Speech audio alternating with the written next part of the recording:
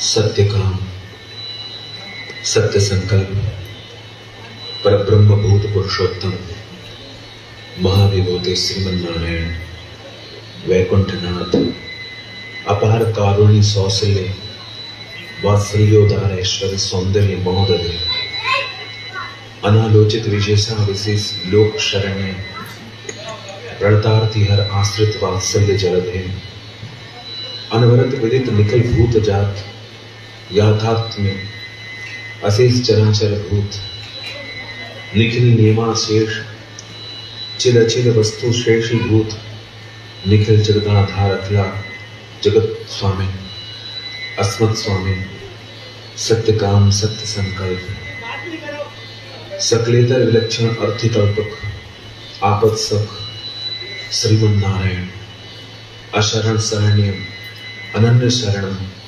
तत्पदारविंद युगलम शरणमहं प्रपद्ये तत्पदारविंद युगलम शरणमहं प्रपद्ये तत्पदारविंद युगलम शरणमहं प्रपद्ये। जय श्री कृष्ण। आज भागवत का द्वितीय दिवस आरंभ करते हैं।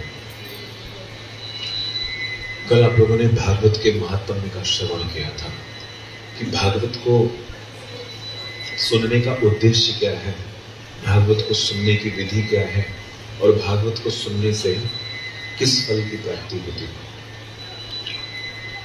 तो आज हम आरंभ करेंगे मंगलाचरण से, भागवत का प्रथम श्लोक से। देखिए, जब भी हम किसी ग्रंथ का श्रवण करते हैं तो उसके पीछे कोई उद्देश्य तो होता है। उद्देश्य अनुद्देश्य मंदो बिना प्रवर्तते। कोई मूर्ख व्यक्ति भी बिना कारण कोई कार्य नहीं करता। हर व्यक्ति जो भी कार्य करता है उस कार्य के पीछे कोई ना कोई कारण होता है। यहाँ पे हमारे शास्त्रों के बारे में कहा गया है कि संबंधस्य विशेष्य अधिकारस्य प्रयोजन। बोले कोई भी शास्त्र को आरंभ किया जाए तो उसमें चार बातें होती हैं। विशेष्य अधिकारस्य संबंधस्य प्रयोजन।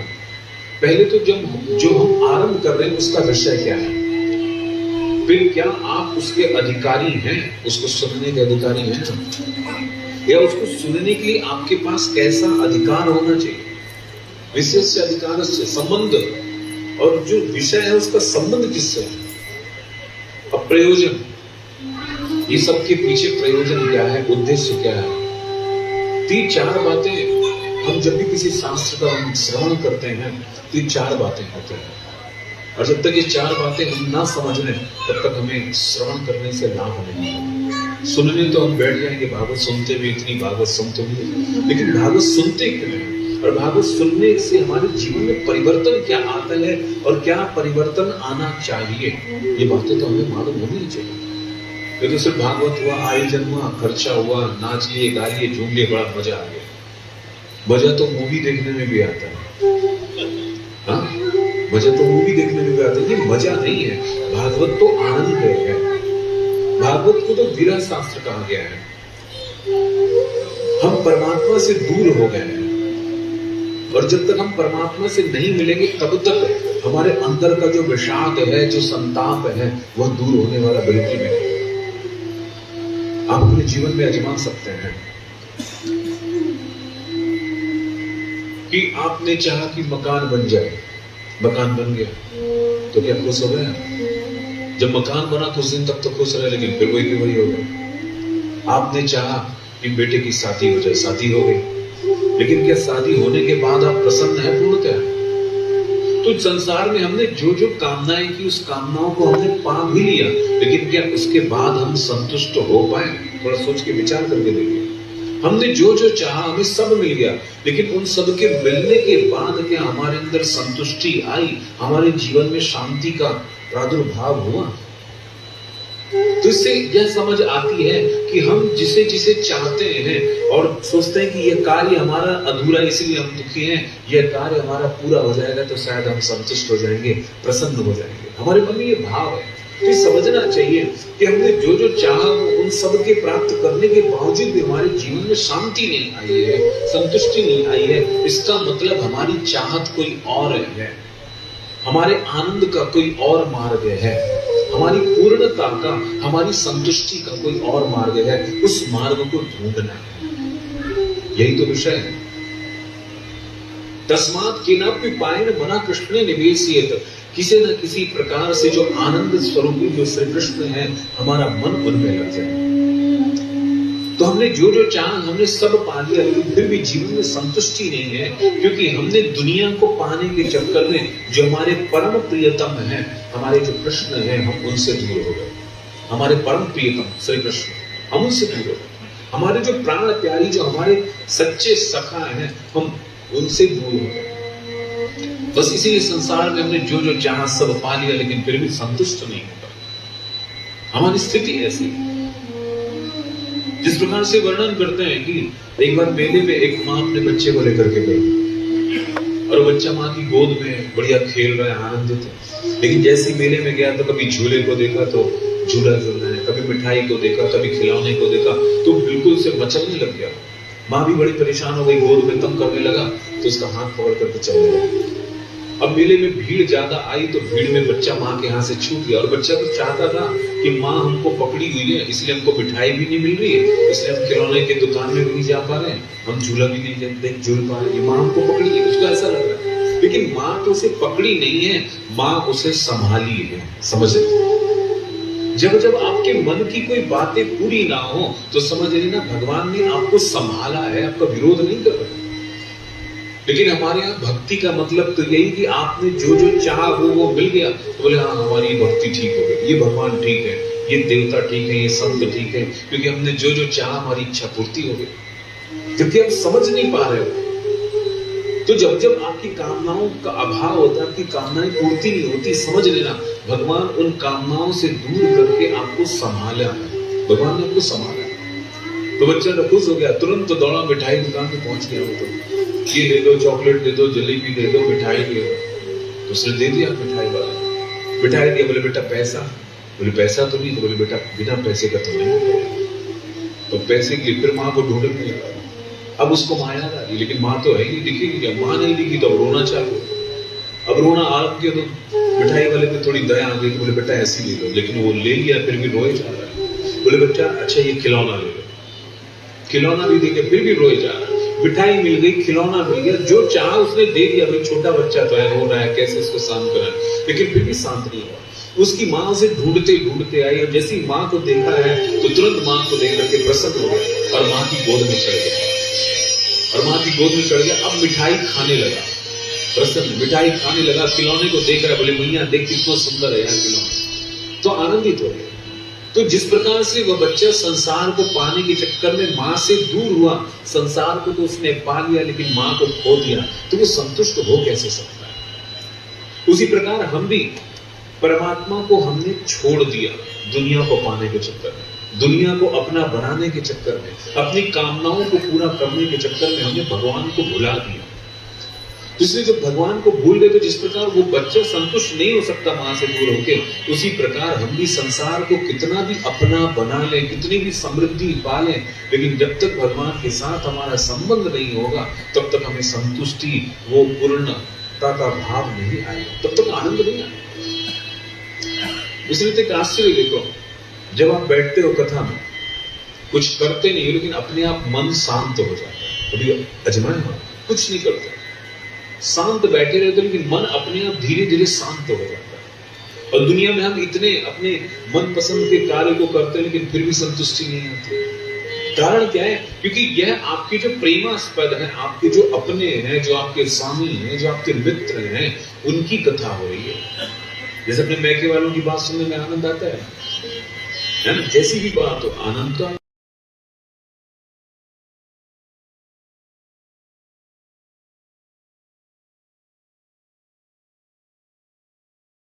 तो अपने भाई के बारे में सुनने में, पिता के बारे में। तो इसी प्रकार ये आपके जो अपने, आपके परम प्रियतम जो प्रभु हैं, ये उन्हीं की तो चर्चा है। इसलिए भागवत को प्रेम शास्त्र कहा जाता है। ये प्रेम शास्त्र है, ये आपको प्रेम करना सिखाएगी, बताएगी कि प्रेम के पात्र को पहचानो। ये अपने प्रेम जो है ना अमृत है, ये प्रेम, इस प्रेम को संसार में बहाओ मत। ये जो संसार में जो उलझे हुए कामनाओं से लिपटे हुए, जो शरीर में उलझे हुए, जिनके अंदर स्त्री पुरुष के भाव भरे, उनके पीछे तुम अपनी सुंदर अमृत रूपी प्रेम को बहाते हो तो दुख ही तो मिलेगा। फिर क्या होगा? फिर दिल टूटा लेकर के घूमते रहोगे। तो जो जहां देना है वो वहीं पे। ये जो दिल है ये गोविंद का है, गोविंद को दे। ये दिल गोविंद का, और दिमाग है दुनिया को दे। तो दुनिया में दिमाग से चलना है, दुनिया में विचार पूर्वक चलना है तो उलझोगे नहीं। भगवान ने विचार शक्ति दी ही इसलिए कि दुनिया में विचार पूर्वक चलो, जागृति के साथ चलो, सावधानी के साथ चलो। लेकिन जब दिल का मामला है तो दिल कभी दुनिया को मत दो, दिल तो सिर्फ प्रभु के चरणों में दो। तभी आपने बिल्कुल अपने विचार का ठीक ठीक उपयोग किया है। जी भागवत के प्रेम शास्त्र है। ताइए मंगलाचरण में हम चलते हैं। स्वस्ति श्री गणेशाय नमः। ओम गणपतये नमः।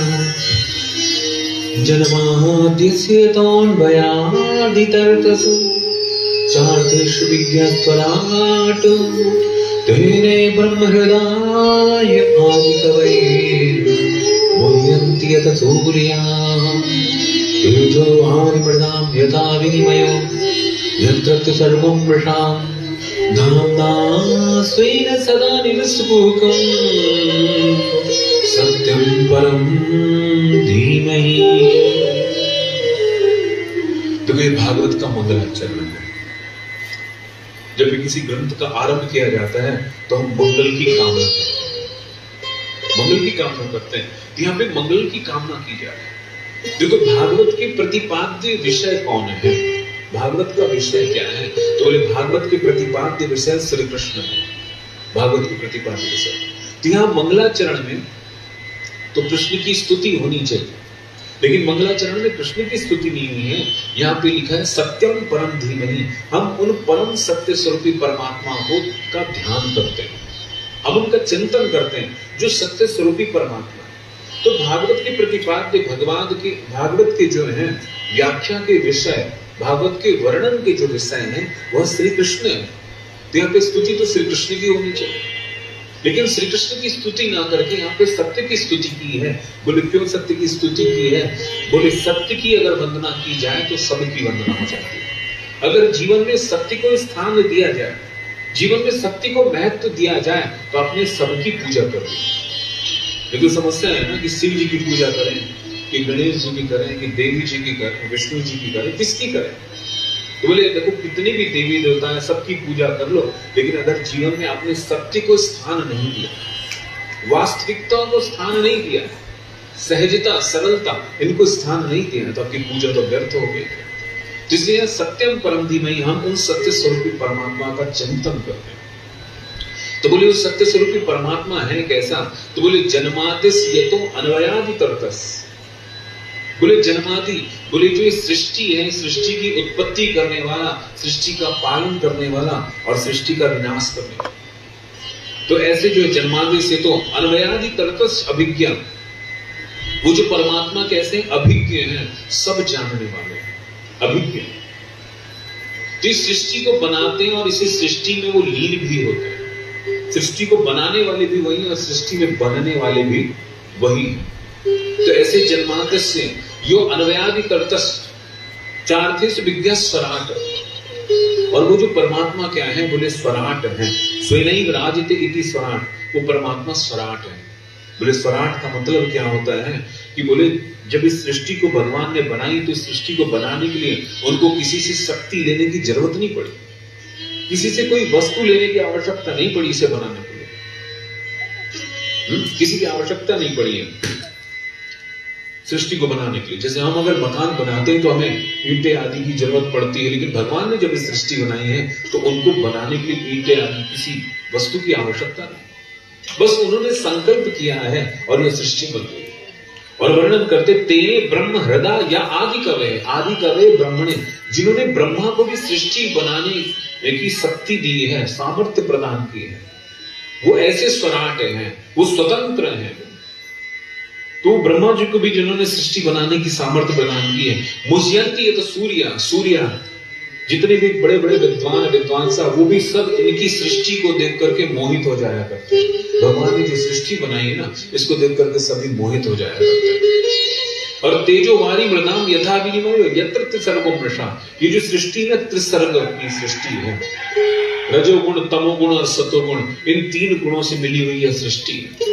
और इस सृष्टि कैसे है कि तेजो वारी मृदाम, जिस प्रकार से मृगमरीचिका होती है ना, जब आप रेगिस्तान में जाते हो तो दूर से आपको जल दिखाई देता है, लेकिन वहां पे होती है रेत होती है, बालू होती है, लेकिन वहां जल तो नहीं होता। उसी प्रकार ये संसार आपको सत्य दिखाई तो दे रहा है, लेकिन ये सच्चा है। ये संसार आपको सुख रूपी दिखाई दे तो रहा है, लेकिन इस संसार में सुख नहीं है, ये भ्रम होता है। तो यहाँ पे व्यक्ति अन्य भावा, बोले व्यक्ति है सृष्टि, ये जैसी दिखाई दे रही है वैसी ये है नहीं। तो धामना स्वयं सदा निरस्त कुहुकम सत्यम परम धीमहि, निरस्त कुहुकम। तो बोले जिन सत्य स्वरूपी परमात्मा के कारण ये जो असत्य रूपी सृष्टि भी हमें सत्य दिखाई देती है, उन सत्य स्वरूपी परमात्मा को हम प्रणाम करते हैं, उनको हम प्रणाम करते हैं। कि यहाँ पे सत्य की वंदना हुई है। तो देखो समझना है सत्य किसे कहते हैं। कल भी आप लोगों ने सुना था त्रिकाला बाधितम सत्यम, जो तीनों कालों में एक जैसा रहे उसी को सत्य कहते हैं। झूठ किसको बोलते हैं? जो बदल जाए उसका नाम झूठ है। जो कभी स्थिर ना रहे, जो बदलता रहे उसका नाम है झूठ। और जो हमेशा एक जैसा रहे उसका नाम है सत्य। तो ये सृष्टि को हम असत्य क्यों बोलते हैं? बोलते हैं ना संसार झूठा है। आप लोग सुने होंगे संसार झूठा। क्यों झूठा बोलते हैं? क्योंकि सृष्टि लगातार बदल रही है, एक जैसी नहीं है। इसलिए बदलने वाले को झूठ कहा जाता है और जो लगातार विद्यमान है उसे सत्य कहा जाता है। तो ये सृष्टि झूठी है क्योंकि लगातार बदल रही है। तो बोले जी जब सृष्टि झूठी तो हमें सत्य क्यों दिखाई दे रही है? तो बोले इस सृष्टि को बनाने वाले जो परमात्मा है ना वो तो सच्चे है ना, वो तो सत्य स्वरूप ही है। तो उन्होंने इतनी सुंदरता से, इतनी कलाकारी से सृष्टि का निर्माण किया कि असत्य होती हुई भी हमें सत्य दिखाई दे। और इसीलिए तो हम इससे प्रभावित हो जा रहे हैं। हमको सब मालूम है, सब धन, पुत्र, स्त्री, संसार सब झूठा है, हमको सब मालूम है। झूठा का मतलब परिवर्तनशील, सदा स्थिर रहने वाला है, हमको सब मालूम है। लेकिन फिर भी हम इसमें उलझ जा रहे हैं क्योंकि इस सृष्टि को बनाने वाले ने ऐसी सुंदरता से बनाया। जिस प्रकार से आप सीरियल देखते हो ना, टीवी में सीरियल देखते हो, अब सीरियल आपको सब मालूम है, सब नाटक, इनको तो सबको पैसे मिलते हैं कलाकारों को। लेकिन देखो अब कल के एपिसोड में क्या आएगा, अब ये हो गया, अब आगे क्या होगा, देखो तुम इंतजार करते हो। छूट गया तो टेंशन हो जाता है। अब तो यूट्यूब में मिल जाता है, हॉटस्टार सब में मिल जाता है। लेकिन देखो वो सीरियल आपको अच्छे से मालूम है सब नकली है और वो नकली सीरियल है, लेकिन आप इतने ध्यान से देखते हो। कभी कभार किसी किरदार को देख के चिड़चिड़ापन भी आ जाता है। बोले देखो कितनी दुष्ट है ये। किसी को देखो कितना बेचारा, देखो इसके साथ कितना गलत हो रहा है। कभी बार लगता है इसको मार ही दे, ऐसा भी गुस्सा। लोग इतने तन्मय हो जाते हैं। तो वो जो सीरियल बनाने वाले ने और उसमें किरदार निभाने वाले ने इतने सुंदरता से किया है कि वो झूठा भी आपको सच्चा लग रहा है। बस वही स्थिति संसार में भी हमारे साथ हो रही है कि सब कुछ परिवर्तनशील है, सब झूठा है, परिवर्तन है, लेकिन हमने इसे अपना मान लिया, हमने इसे सच्चा मान लिया है और ये इसी कारण से हमें बार बार दुखों का सामना करना पड़ता है। यही तो है कारण। तो इस संसार की सत्यता को देखना है तो इस संसार को बनाने वाले जो सत्य स्वरूपी परमात्मा है, हमको पहले उनको जानना पड़ेगा, उनको समझना पड़ेगा, उनकी स्तुति करनी पड़ेगी, तब तो हम इस संसार से निकल सकते हैं। लेकिन संसार से पार होना बड़ा कठिन है। जिस प्रकार जो जादूगर होता है, जादूगरी जो दिखाता है, तो अब जादूगर से आपका संपर्क हो जाएगा तो उसकी जादूगरी का असर थोड़ी पड़ेगा।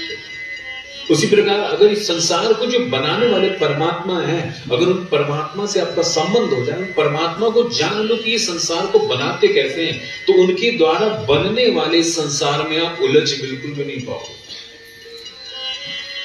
जगदीश से नाता जुड़ा जब इस जग की क्या परवाह करें, बस याद में उनकी रोते रहें, पलकों पर अश्रु प्रवाह करें। जब उस जगत के अधिपति हैं, जब उन अधिपति से आपका संबंध हो जाएगा तो फिर इस जगत की चिंता की जरूरत ही क्या रह जाएगी। जब आप जान जाओगे कि संसार के नियंता, नियामक एकमात्र वो परमात्मा है, वो परमात्मा सत्य स्वरूपी, चाहे उन्हें कृष्ण कहो, चाहे उन्हें राम कहो, चाहे शिव कहो, चाहे गणेश कहो, जो भी कहो, वो एक ही सत्य की सत्ता है। ये बात जान जाओगे तो फिर इधर उधर भागने की जरूरत ही कहां पड़ेगी। फिर भागने की जरूरत नहीं है, फिर सीधा आप उन्हीं को पकड़ोगे, समस्या सब दूर हो जाएगी। जिस प्रकार से मछुआरा जब मछली पकड़ना चाहता है तो अपना जाल जब फेंकता है ना, तो जो मछलियां इधर उधर पानी में तैरती रहती हैं वो सब जाल में फंस जाती हैं। लेकिन जो मछली उस मछुआरे के पैर के पास रहती है वो जाल में नहीं फंसती। तो समझ रहे हैं? तो जो जाल इधर उधर घूमती रहती है मछलियां फंस जाती है जाल में, लेकिन जो उस मछुआरे के पैरों के पास रहती है वो बिल्कुल नहीं फंसती। उसी प्रकार इस संसार में रहते हुए जो भगवान का स्मरण करता है, चिंतन करता है और अपने जीवन में सत्य के माध्यम से इनकी उपासना करता है। थोड़ा समझना, सोने चांदी से उपासना नहीं, सत्य के माध्यम से, फूलों के माध्यम से, ठीक है।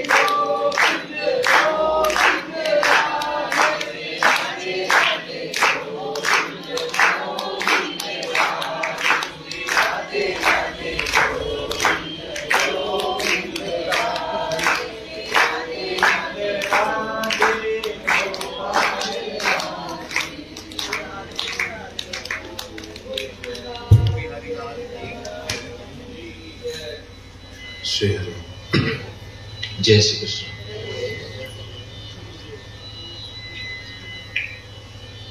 तो जो भगवान का आश्रय ले लेता है, तो जिस प्रकार से वो मछली है, वो उस मछुआरे के पैरों के पास रहती है तो वह जाल में फंसती नहीं।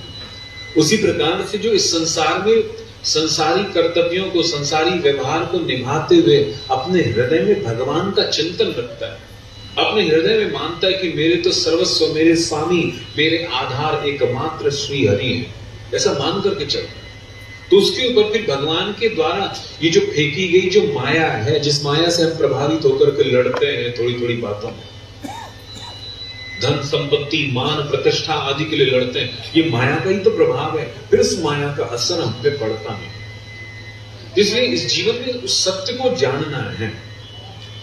इसलिए भागवत में सत्य की वंदना हुई है।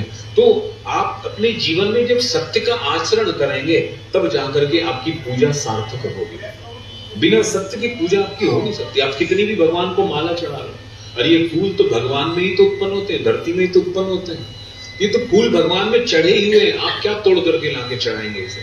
ये तो भगवान की सुंदरता के लिए स्वयं चढ़े हुए हैं फूल। तो मतलब क्या है कि जीवन में सत्य का आगमन होना अनिवार्य है।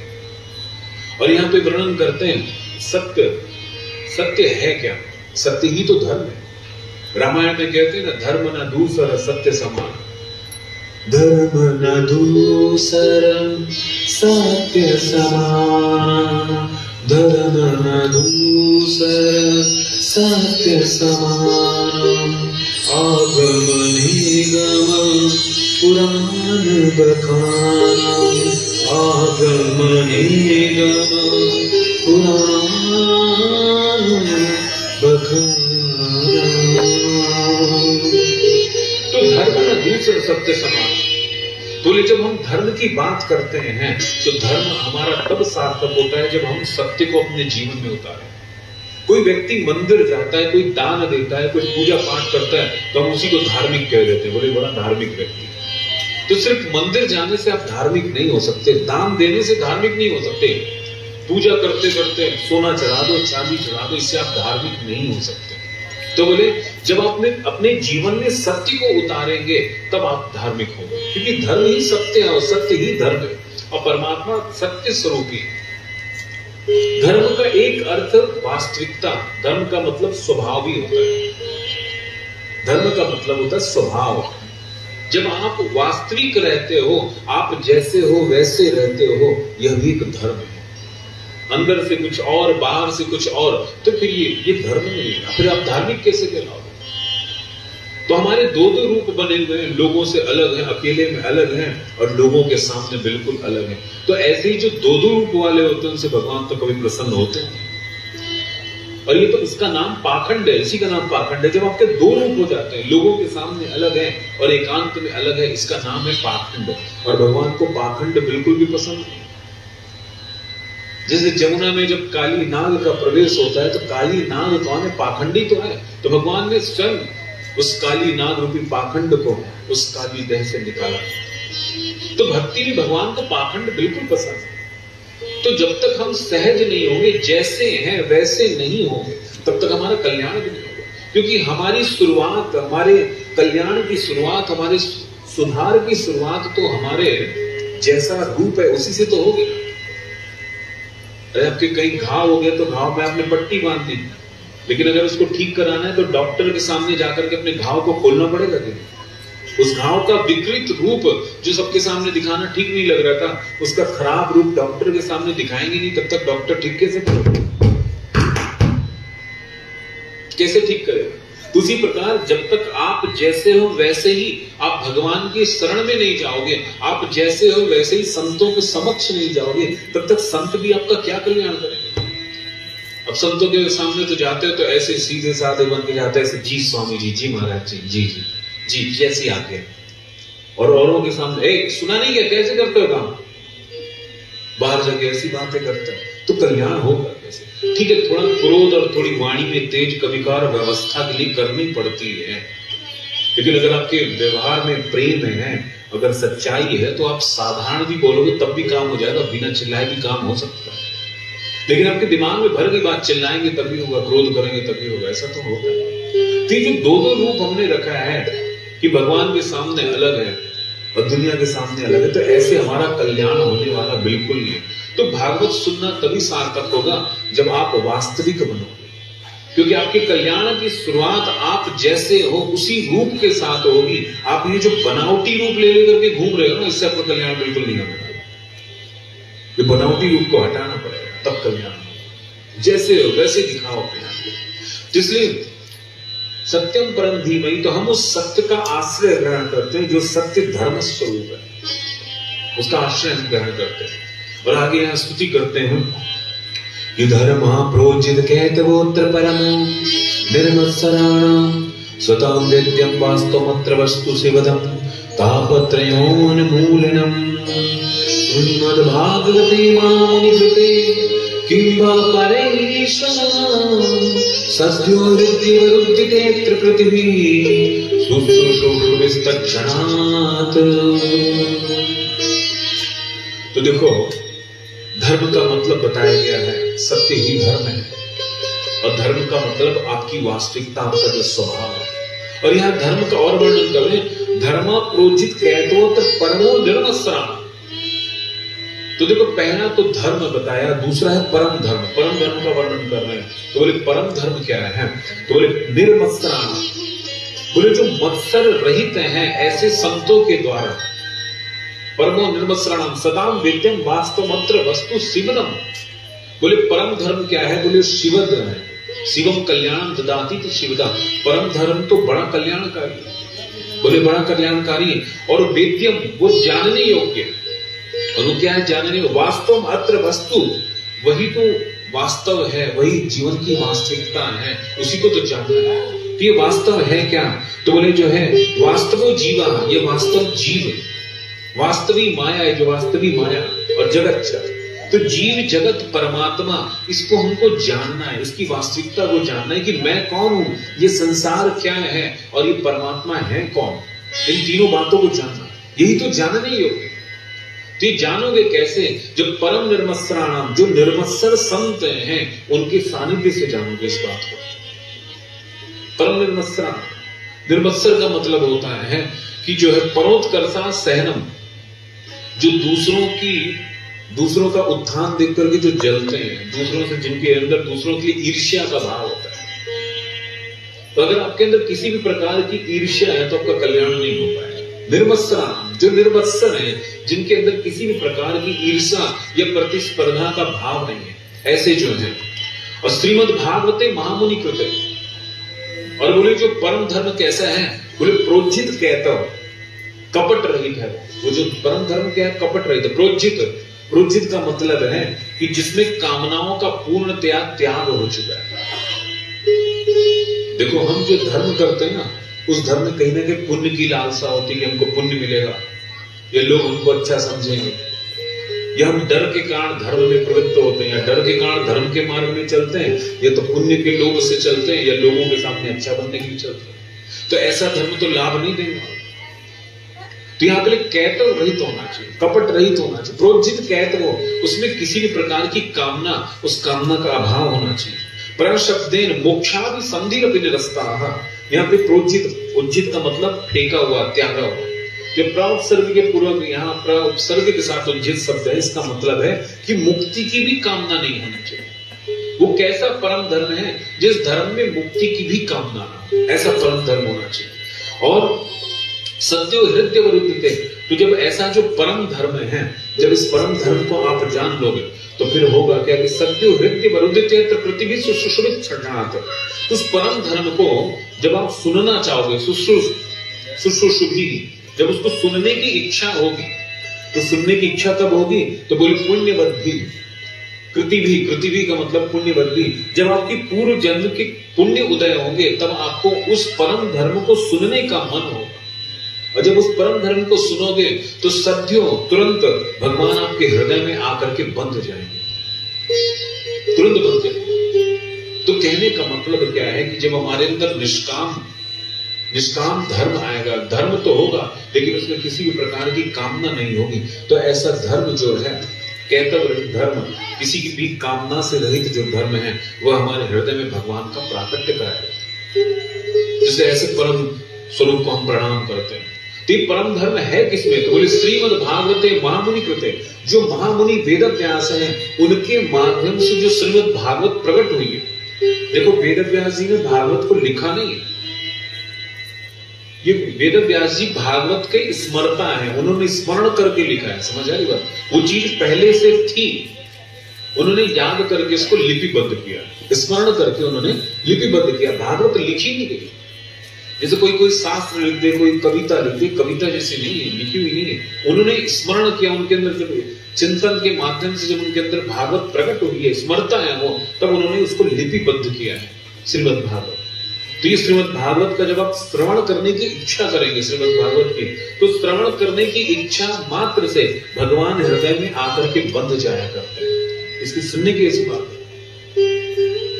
कहां तो ऐसा जाता है, अगर पता लगे किसी को की कथा होने वाली है, आपके मन में भाव उत्पन्न हो गया कि हमें तो कथा सुनना है, आपके पापों के 3 टुकड़े हो जाते हैं तुरंत। जब आप घर से निकलते हो पहला टुकड़ा खत्म, जब सुनने बैठते हो तो दूसरा टुकड़ा भी खत्म, और जब घर में जाके चिंतन मनन करते हो कि अब हमें जीवन में उतारना है, बहुत जी लिया जीवन, बहुत अपने हिसाब से चलना चाहा और चलाना चाहा, लेकिन इस सब में कोई सार नहीं है। अरे शरीर ही हमारा अपने हिसाब से नहीं चलता तो लोगों को क्या चलाए? जब ये बात समझ आ जाएगी आपको, तो बस आप तो अपने आप भगवान का चिंतन होने लगेगा, प्रयास लगाना नहीं पड़ेगा, भगवान का स्मरण अपने आप होने लगेगा। भागवत तो यह है कि अभी आपको भगवान के भजन कीर्तन आदि के लिए ध्यान लगाना पड़ रहा है, लेकिन जब भागवत का आप सही तरीके से श्रवण करेंगे तो भगवान की याद अपने आप आएगी, याद करने की जरूरत नहीं पड़ेगी। यही तो हमारी सबसे बड़ी कमजोरी है कि हमको भगवान को याद करना पड़ रहा है। अरे जिन्होंने मानव जीवन प्रदान किया, देत ईश बिनु हेत समोई, अरे भगवान की कृपा से मानव जीवन मिला है, यह हमारी कृपा से नहीं मिला, हमारे प्रयास से मानव जन्म नहीं मिला। नहीं तो हम तो कुत्ते बिल्ली आदि बन के घूमते रहते, लेकिन भगवान ने कृपा कर दी, बोले क्या कुत्ता कीड़ा मकोड़ा बन के घूम रहा, चलो इसको इस बार मानव जन्म दे देते हैं, शायद ये अपना कल्याण कर ले। इसलिए तो भगवान ने मानव जन्म दिया।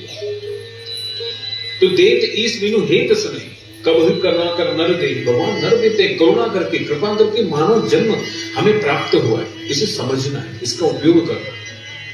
तो सहजता से हमारे अंदर प्रेम उत्पन्न हो जाए, हमें वो परम परमात्मा हमें अपने लगने लग जाए।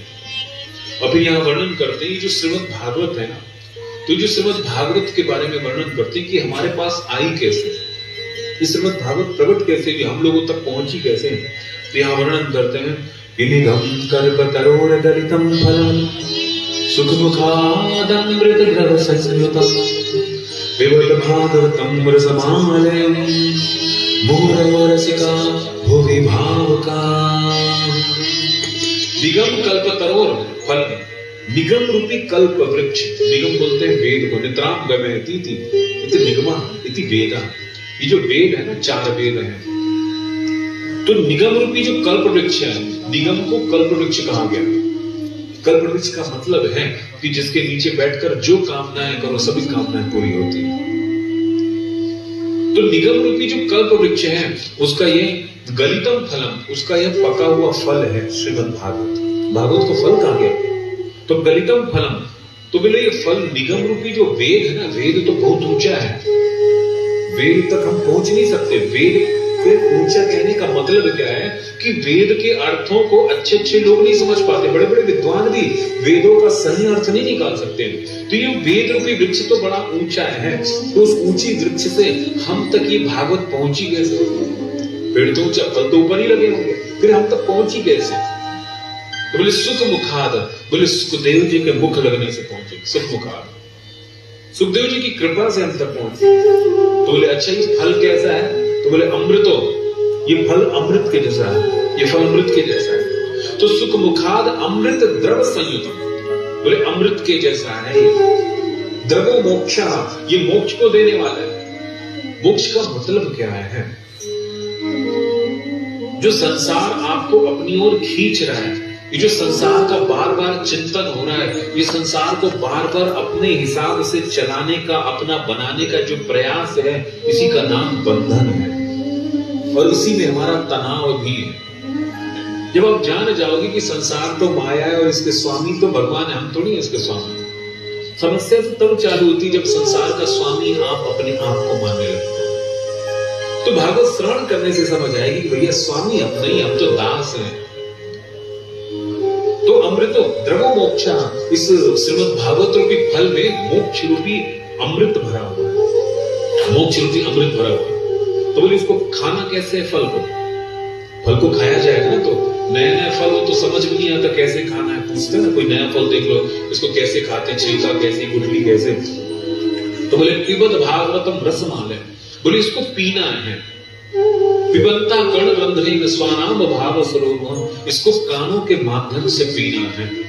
ये कोल्ड ड्रिंक जैसा नहीं है कि मुंह में लगाए और पी ले, क्योंकि ये अमृत के जैसा रस है ना, अमृत के जैसा रस है। और अमृत तो हमको पसंद आता नहीं, इसलिए भगवान बोले इसको मुंह से नहीं पिलवाएंगे, क्योंकि मुंह से तो सैंपल पीने में अच्छा लगता है, लेकिन ये सब पीने में काम नहीं है। दूध पीना नहीं चाहते, जूस पीना, सैंपल पीना है, वो सब में आनंद है। तो भगवान बोले अगर पीने का मुंह से बनाएंगे तो पिएंगे तो है नहीं। इसको बोले कान, पिबंता कर्ण रंध्रेन, बोले इसको कानों से पीने का। कानों से अगर कोई ना भी चाहे तब भी उसके कान में देखना शब्द प्रवेश कर ही जाता है। कान बंद करके देखो फिर भी आवाज आएगी, कान में आवाज पड़ी जाएगी। भगवान बोले जीव का कल्याण करते हैं भगवान, हम स्वयं अपना कल्याण नहीं कर रहे, भगवान ने तो हमारे कल्याण का पूरा मार्ग बना करके रखा है। और ये जो मानव देह दे दी, यही तो कल्याण का सबसे बड़ा प्रमाण है। मानव देह मिल गई मतलब आपके कल्याण का रास्ता पक्का हो चुका है। लेकिन हम स्वयं ही अपना कल्याण नहीं करना चाहते, इसमें परमात्मा की क्या गलती है? तो पिबंता कर्ण रंध्रेन, इस जो श्रीमद् भागवत के रस को कानों के माध्यम से पीना, और कानों के माध्यम से पी करके अपने हृदय में उतारना है, और चिंतन और प्रेम के माध्यम से भगवत में तन्मय हो जाना है, भगवत स्वरूप हो जाना है। तो बोले इसको पीना है, ठीक है, लेकिन कितने बार पीना है? लोग बोलते हैं हमने तो बहुत, हमारी उम्र 80 साल हो गई, हम तो 40-50 बार सुन लिए। तब तो आपको शर्म आनी चाहिए, अगर आप 40-50 बार सुन लियो तो बिल्कुल शर्म आनी चाहिए। बोले क्यों? क्योंकि अभी तक संसार से मन हटे ही नहीं है। अभी संसार में ये अहिया को नहीं हो, भैया को नहीं हो, यही चल रहा है तो और कहीं हो। तो इसका मतलब आपने कथा सुनी नहीं। जब जब आप अपने घर को अपने हिसाब से चलाना चाहते हो, जब आप बोलते हो हमारी बहू तो सुना ही को नहीं, अगर आपने एक शब्द बोल दिया तो समझ लेना आप भागवत नहीं सुने थे। अरे नहीं सुनती तो अच्छी बात है, उससे मन हट जाएगा। बेटा नहीं सुनता, भगवान की कृपा है। बेटा सुनेगा तो बेटे में मन अटक जाएगा, पत्नी सुनेगी तो पत्नी में मन अटकेगा, पति सुनेगा तो पति में मन अटकेगा। अच्छा कोई नहीं सुनता, बढ़िया भगवान सुनेंगे फिर हमको। हाँ? तो जब जब दुनिया हमारे अनुकूल चलती है तब तब दुनिया में हम अटक जाते हैं, उलझ जाते हैं। और जब जब दुनिया हमारे विपरीत होती है तब हम हार करके भगवान की ओर जाते हैं। तो भगवान अपनी ओर बुलाने का एक रास्ता है। जब दुनिया आपकी विपरीत हो जाए तो समझ लो भगवान आपको अपना बनाना चाहते हैं। इंद्र के प्रसंग में भगवान कहते हैं कि तम भ्रंश्यामि संपद देव जैसे चेच्छामनुग्रहम, बोले जिसके ऊपर मैं कृपा करता हूं उसकी सभी संपत्तियां नष्ट कर देता हूं, उसकी पूरी अनुकूलता का नाश कर देता हूं। तो जब घर परिवार में विपरीत होने लगे, तो जब आपके मन के विपरीत होने लगे तो समझ लो भगवान आपका संसार नष्ट करके, संसार से खाली करके अपने आप को देना चाहते हैं। ये समझने की बात। तो भागवत सुनने का लक्षण क्या है? अगर आपने भागवत सुनी तो ये दुनियादारी से मन हट जाएगा। जो जैसा कर रहा है, जिसको जो करना है सब ठीक है। तो पिबत भागवतम रसम आलयम, ये जो रस रूपी भागवत को आलयम बोलते हैं मोक्ष पर्यंतम। जब तक मुक्ति ना हो जाए, जब तक भगवान अपने लगने ना लग जाए, जब तक दुनिया से आपका मन ना हट जाए, तब तक श्रीमद् भागवत को आपको पीते रहना चाहिए। मुंह रहो, बार बार पीते रहो। तो रसिका भूवि भाव होगा। लेकिन इस भागवत को पीना है ना, सुनना है ना कानों से, तो उसके लिए थोड़ा रसिक होना पड़ेगा, थोड़ा भावुक। ये कथा हर किसी को समझ नहीं आती। जो रसिक है, जो भावुक है, उसी के अंदर उतरेगी कथा। क्योंकि हमारी तो आदत है दिमाग ज्यादा चलाते हैं ना, तो कथा में भी बैठ के दिमाग चलाएंगे तो कथा अंदर थोड़ी उतरेगी। हाँ? पुरुषों को हार्ट अटैक जल्दी आता है ना, दिमाग ज्यादा यूज करते हैं, हार्ट का यूज बंद हो जाता है तो हार्ट फिर तो हो गया, चोक हो गया, दिक्कत होगी। तो जिसका ज्यादा उपयोग करोगे, अब इसका उपयोग ही नहीं कर रहे हृदय का, तो भैया हृदय का उपयोग भगवान की कथा में आओ, यहां से हृदय का उपयोग करना सीखो। कैसे हमारा संबंध भगवान के साथ जुड़ जाए, यह जोड़ करके यहां से जाओ, सीख करके जाओ। तो ये कथा सुने कि किनको लाभ होगा, किन के अंदर इसका असर होगा? जो रसो भूमि भाव का, जो रसिकों और भावों को। जो गोवर्धन पर्वत है ना, गोवर्धन गिरिराज जी, वहां पे एक बड़े अच्छे संत जी रहते थे, उनको पंडित जी महाराज कहते थे सर, पंडित जी महाराज। अद्भुत का स्वभाव क्या था, वो जो परिक्रमा है ना, गोवर्धन की परिक्रमा, तो परिक्रमा में जितना हो सके वहां पे झाड़ू लगाया करते थे। बोले जो भी यहाँ परिक्रमा करने आएंगे तो उनको कहीं कांटे पत्थर कोई चुभ ना जाए, जो भी यहाँ परिक्रमा करने आते हैं, तो उनका एक ही काम था, वो झाड़ू से, दोनों हाथों से झाड़ू लेंगे तो पूरी परिक्रमा की जितनी हो सके झाड़ू लगा दिया करते थे, ताकि किसी को कष्ट ना हो, जो भी पदयात्री आते हो। उनका ही स्वभाव था।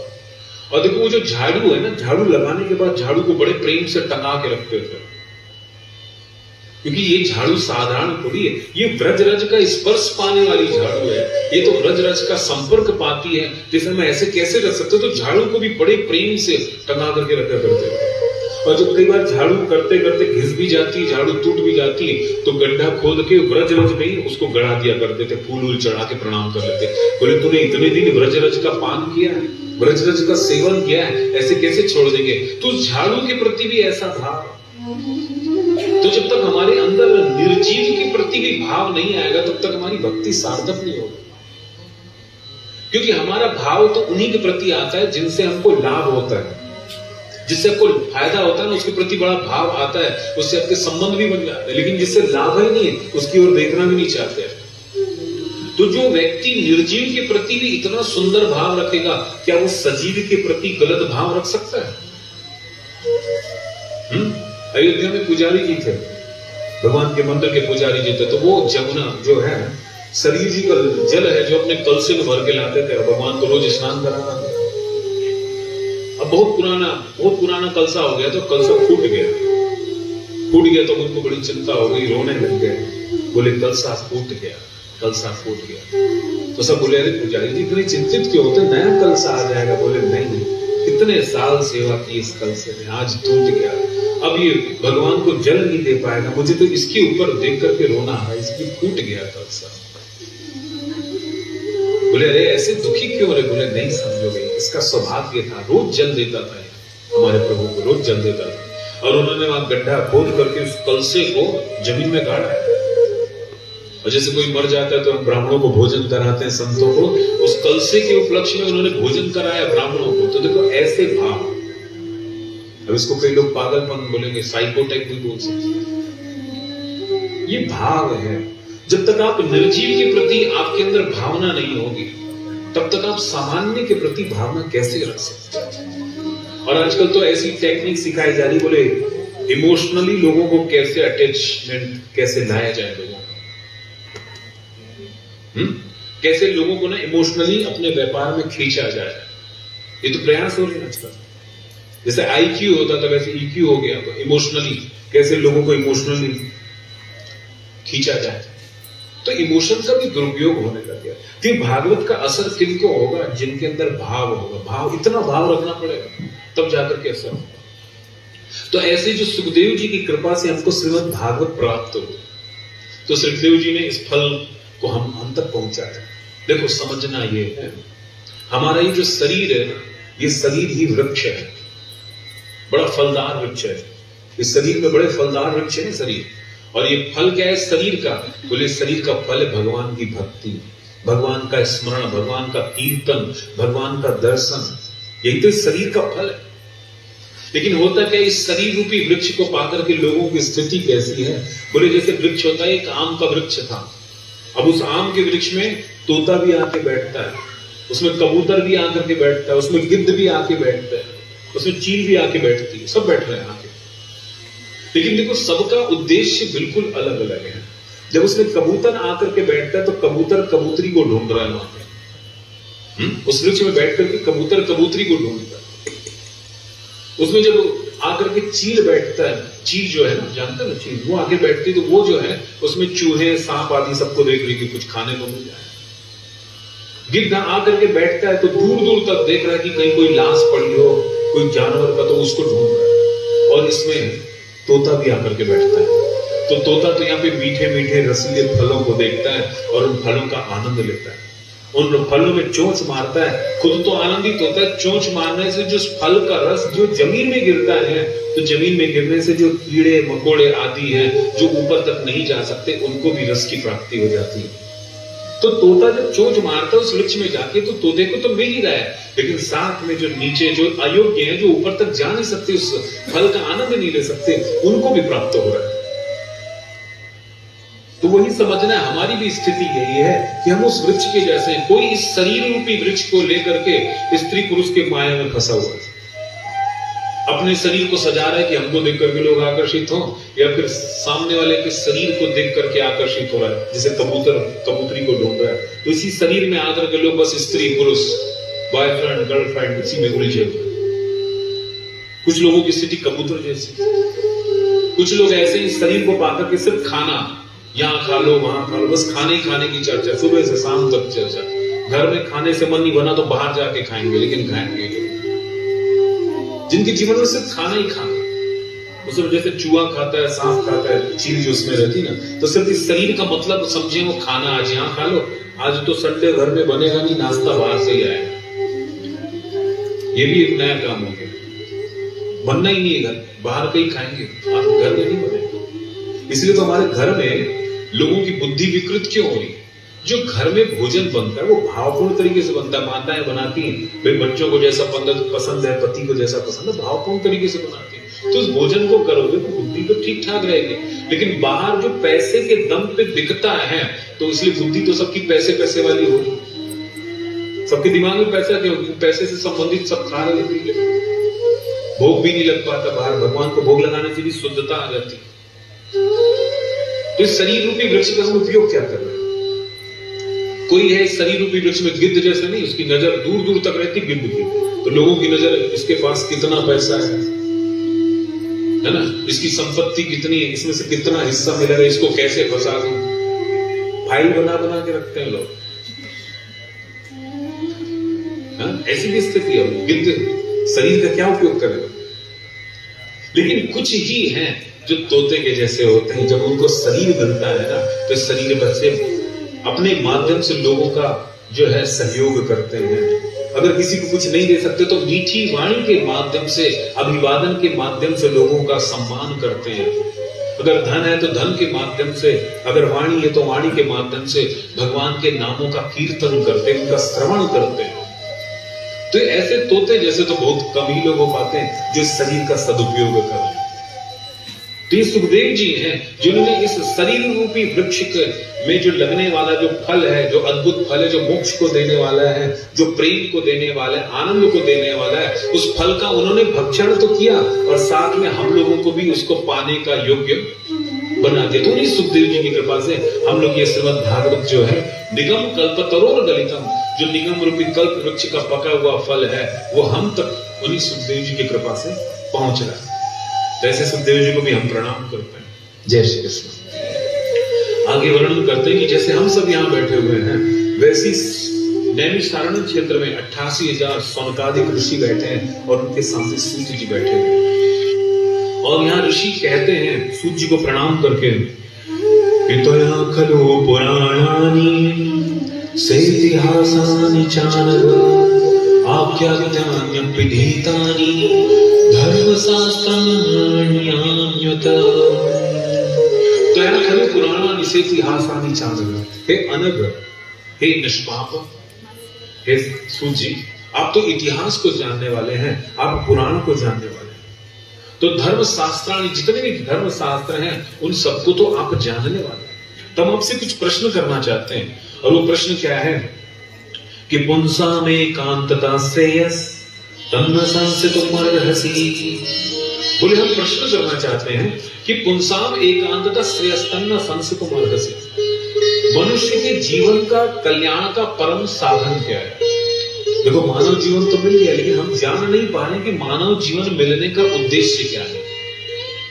अब जैसा उद्देश्य हमको सिखा दिया जाता है, बोले बेटा पढ़ो लिखो, पैसा कमाओ, बड़ी नौकरी में जाओ, शादी करो, बच्चे पैदा करो, मकान बनाओ, अब यही तो सिखाया जाता है, और तो कोई नया उद्देश्य अभी तक किसी को बताया नहीं। तो पुंसाम एकांतता श्रेयस तन्न संसितो महर्षि, मनुष्य के कल्याण का वो कौन सा मार्ग है जिस मार्ग में चलने के बाद उसकी पूरी चिंताएं दूर हो जाए। ऐसा पाने योग्य क्या है जिसको पाने के बाद फिर कुछ पाने के लिए बचेगी। देखो पाने योग्य वही जिसको पाने के बाद फिर कुछ पाने को बचेगा। तो हम ये जानना चाहते हैं, ये आप हमें बताइए। और वर्णन करते हैं कि गुरु गुरुह्यम अप्युत, जो गुरु होते हैं ना अपने शिष्य को गूढ़ से गूढ़ बात भी बता दिया करते हैं। गुरु तत्व साधु दुरावन, जो गूढ़ तत्व अगर शिष्य योग्य हो तो गुरु जो है ना बड़ा रहस्यमय तत्व भी अपने शिष्य को बता दिया करते हैं, लेकिन हर शिष्य को नहीं बताते, क्योंकि उसके लिए योग्यता तो होनी चाहिए। जब तक योग्यता नहीं आएगी, या तो थोड़ी थोड़ी बात में मन आप लोगों का विचलित हो जाता है, गुरु जी से डिस्टर्ब हो जाते हैं, तो क्या बताएंगे जब गुरु जी के प्रति विश्वास नहीं। आपको लगता है आप जो सोचते वही सही है, गुरु जी तो क्या बोले, आप जो सोचते वही सही, तो ठीक है फिर सही है, तो फिर अपने ऑटोमेटिकली गुरु जी गलत हो गए। आपको लगता है हम जो सोचते सब सही है, इसका मतलब ऑटोमेटिकली भगवान गलत ही साबित हो रहा है। आपने शिकायत कर दी क्योंकि आप भगवान से बड़े हो गए, तभी तो शिकायत कर रहे। तो यहां गुणों तत्व साधु दुरावन, तो यहां पे वर्णन करते हैं कि गुरुओं गुह्यम अप्युत, जो गुरु जो होते हैं ना अगर इस शिष्य की योग्यता देखते हैं तो गूढ़ से गूढ़ रहस्य जो किसी से नहीं कहा जा सकता वह भी अपने शिष्यों को बता दिया करते हैं। तो इसलिए हम जानना चाहते हैं कि पुंसाम एकांतता श्रेयस तन्न संसितो महर्षि, मनुष्य के कल्याण का वो परम साधन क्या है, वो परम कल्याण का साधन क्या है, ये हम आपसे जानना चाहते हैं। और बोलते हैं देखो मनुष्य की स्थिति कैसी है कि प्रायेणाल्पायुषा सभ्यं कलावस्मिन् युगे जना। एक तो देखो मनुष्य की आयु बड़ी अल्प है, हमारी आयु बड़ी अल्प है। अब इतनी अल्प आयु में संसार के इतने तनाव, इतने उलझने, इसमें भी हम अपने कल्याण के लिए बैठे, कहां समय मिलता है क्या किसी के पास समय? क्योंकि संसार की उलझने इतनी ज्यादा है, उनको सुलझा तो पानी में, तो बैठेंगे कहां से अपने कल्याण को। तो क्योंकि मंदा सुमंद मतियो मंद भाग्य हेपत दुर्गा, बोले मनुष्य की स्थिति कैसे है, मंदा, उसकी बुद्धि क्या है, एकदम मंद बुद्धि का है व्यक्ति, मंद बुद्धि है मनुष्य। बोले यदि केचित दीर्घास्तर ही मंदा, अगर मान लो किसी की आयु बड़ी हो भी गई, दीर्घ आयु हुआ, लेकिन उसकी मति कैसी है, बोले मंद है। मंद मतलब बोले परमार्थेषु अलसा, अपने कल्याण करने के मामले में बड़ा आलसी है। समझ आ रही बात? अपने कल्याण करना, बोले हाँ कल से करेंगे, देखेंगे, परसों से करेंगे। बोले एक तो माला जप लो, बोले अभी नहीं, हम सोच रहे माला वृंदावन से मंगवाए, वो आ जाएगी तब। तब तक जीवोगे कि नहीं, इसका कोई भरोसा नहीं। करेंगे, हाँ करेंगे, मन तो है, भागवत सुनना, बोले सुनेंगे। हम सोचे अपना खुद इंतजाम करवा के कभी सुनेंगे, अभी इतनी भीड़ भाड़ में बनता है, हम करवाएंगे। अरे सुबह से शीघ्र जो भी शुभ विचार आए उनको तुरंत कर देना, सुन लो तुरंत। तुम स्वयं करा पाओ या ना करा पाओ, जहां हो रही वही जाके सुन लो। मंदिर जाएंगे, सोचे तो है जाएंगे, कब जाएंगे? तो ये बात यहां पे कहते हैं कि मंदा मतलब परमार्थेषु अलसा, कल्याण करने में, अपने कल्याण के मामले में बड़ा आलसी होता है, अपने कल्याण के मामले, ऐसी स्थिति है। और बोले अगर केचिन निरलसा, अगर कोई आलसी नहीं है तो उसकी स्थिति कैसी है, तो बोले क्या निर्बुद्धिया, या तो उसकी बुद्धि की, उसको समझ ही नहीं आता क्या कल्याण। उसको लगता बच्चों को पढ़ा लिखा दें, एक मकान बना दें और बैठ के बढ़िया बुढ़ापा हमारा कट जाए, थोड़ा किराया आता है।